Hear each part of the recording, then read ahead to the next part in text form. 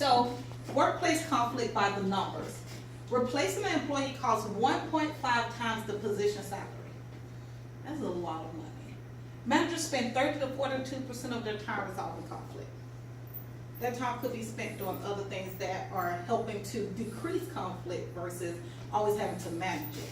And strained relationship between employees account for more than 65% of performance problems. So when you're looking at those performance numbers and they're low, it's because there's workplace conflict that you may not even be aware of that's going on. Why conflict exists? Cultural differences is one of the biggest reasons why conflict exists. And culture is not just limited to race and ethnicity, it's not just limited to religion, it's not limited to sexual orientation. Who can give me an idea of what a cultural difference is? Socioeconomic status. Awesome, that's a really big one, especially with adults, because it's all about you live here, you work there. So that is a big one. Good job. Can someone give me another one? Politics. Politics, awesome. And that should never be in a workplace, honestly speaking. Politics in the workplace is one of the biggest issues when it comes to conflict. Because, and it's not even about who's a Republican, who's a Democrat, it's about issues of abortion, issues of immigration. Those things have no place in a workplace. So you have to keep that in mind. Make sure you're working with that. Miscommunication. That is one of, that's a big one. I see you smiling. I saw you smiling. So I'm sorry. I do point people out sometimes. Do not take it offensive. I hope you will let me use your example. I will also use myself as an example from time to time. Miscommunication can happen at any given time. If I say something, sometimes my tone may miscommunicate what I mean. So, for example, if I say, I may be distracted, but the other person may not notice that. I may say, can you just do this for me? So my tone sounds dismissive, but I'm actually just distracted. I'm not trying to be dismissive like, you're no one, go get that for me, do this for me, you're lackey. I'm just distracted. So my tone sounds a little bit like I'm dismissive to her. So she could be upset about that and be offended and say, well, I want to do it because you gave me attitude. And I'm looking like, well, why did she do it? Because she may not even told me that was why she would, complete the task. High emotions with low self-control. So people say, oh, I'm not emotional. I hear that a lot. Everyone is emotional. Just depends on what emotion you're displaying at that time. Are you? I am. I'm very emotional. Are you surprised? Okay. Are you surprised? Okay, so you say She's you're a not Pisces. surprised. She's a Pisces. She's a water sign. She's very emotional. I'm very emotional. But I do have a high self-control. Yeah, because I have high self-control. But that takes practice. I wasn't always this way. True story. I used to have very low self-control. Very low. And I read somewhere that people with low self-control cannot rule anywhere. And I knew I want to rule places. So I said, well, what do I do to work on those things? And I began to work on it. And it took me a long time to get to the point to where if someone says something to me, even if it's a button of mine, I'm conscious of my response to them.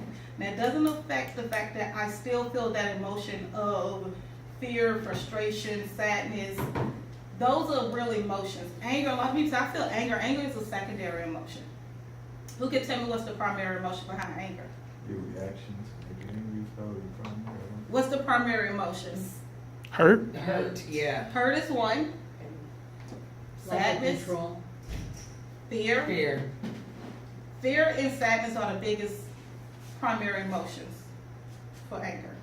So a lot of people are like, I know anger, we all know anger. Violence is a universal language, we get that. But you have to find different ways to communicate. Methods I will focus on. So I will talk about addressing conflict head on. Don't look afraid. Don't be afraid. Walk into the light. It is going to be okay. I promise you that's a great idea. Communicate effectively and apply emotional intelligence. Emotional intelligence is becoming more important than being academically intelligent or having what I call common sense, because I don't think common sense exists anymore, because it's not very common. Some things people just know, some things people don't know, depending on your environment, depending on your cultural differences.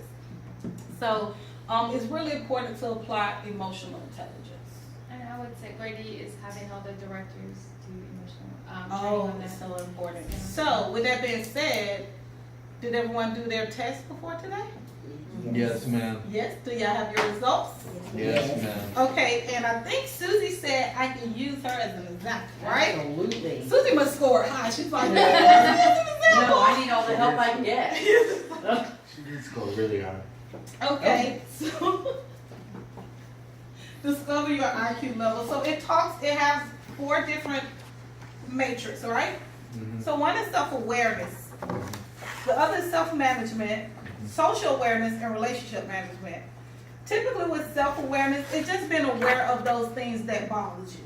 It's being aware of your own emotions, what triggers those emotions, and a lot of times we're not. Sometimes you get upset and you don't even realize you're upset. Somebody say, "Oh, you upset?" You're like, "No, I ain't upset."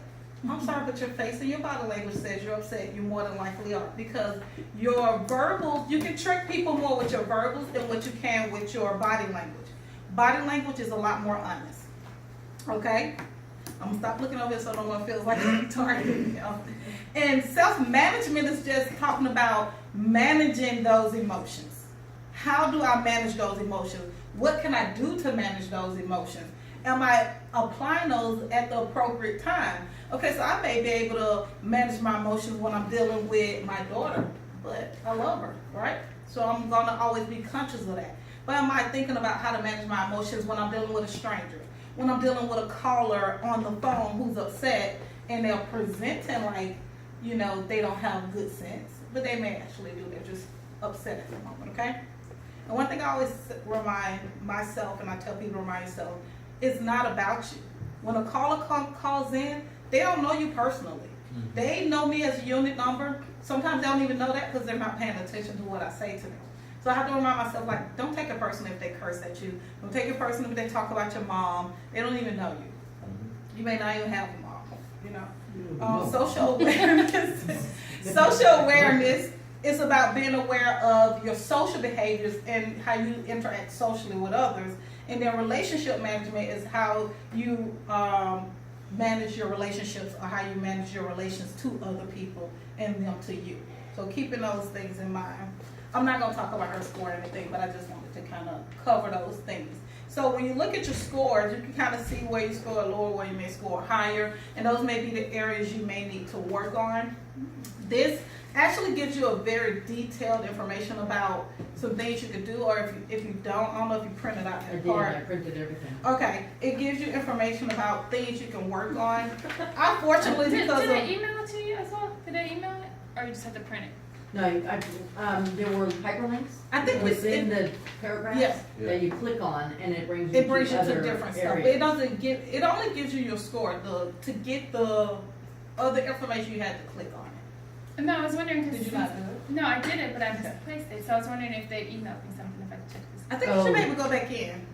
Did you Yeah. sign in? up? Yeah. Yeah, you should be able to go You back don't get in. an email saying Got what you, you did. okay. It was right then Thank and you, there. Susie. You're welcome. So you should be able to go back in and look at it. So I just wanted to touch So on that a little is bit. there a number that you're looking for, like if it's That's a good question. yeah, like is there a particular number that knows that you're good in this area and that Yes and no. The things you actually want to look for are the really low numbers. What constitutes low? Like, say you have 9 across the board and you have like a 6 or a 5. Okay, So in you comparison know, to the other In numbers. comparison to the other numbers, like some people you'll be a little bit more even keel, but you know like, okay, this is a number that's extremely low. Why am I low? So then you should be thinking about those things. Like, okay, what can I do to improve in this area specifically? But honestly speaking, it's all interconnected. So, and it kind of goes in order. Your self-awareness you have to be self-aware to self-manage yourself, right? Because if you're not aware of what emotions you have or what emotion is going on or what's triggering that, how are you going to manage it? How are you going to manage it? So it's kind of in a way that it seems like it's self-explanatory, but it's very useful tools out there. But I did want to touch on that a little bit because that is really important, especially when you're working with others and you're working in a team. Your emotional intelligence is going to be more important than the skills you bring to the table. Because if you bring awesome skills to the table, but you're unable to communicate and work together, those aren't benefiting you or the team at all. There's a lot of people that you work with every day that have skills that you don't even know or recognize because there's no interaction, there's no team collaboration going on. So all you know is what you see, right? So we're trying to kind of dig a little deeper. Think about that when you're leading your teams. Dig a little deeper. Try to figure out, okay, why is this person doing this? Especially if they're doing it on a consistent basis. And it's okay to ask them those things. That's about confronting conflict head on. Being able to go to someone and say, Bessie, you seemed upset today. Or you were really, I felt like you were rude to me. Or a better way actually to do it is when you address the conflict and Bessie may give a response back, well, I wasn't being rude to you. Then you can say, use I statements. Well, when somebody raises their voice, I feel like, attacked, or I feel like they're upset with me, or things like that. So that takes the pressure off the other person, and that makes them feel less like they're being attacked. And that's what we want. We don't want anyone to feel like they're being attacked. So because there's not as many as you had thought before, we'll kind of team 1 and team 2. Sounds good? Mm-hmm. So if you can get a little closer. Boys versus Get a girls. little Did you closer. notice how we're sitting? I Boys just noticed versus how we're girls. sitting. Oh, No, I'm notice so how we're mean to sitting do No, it that way. that would be boys versus women. Or men versus women. Boys versus I'm feeling attacked. women.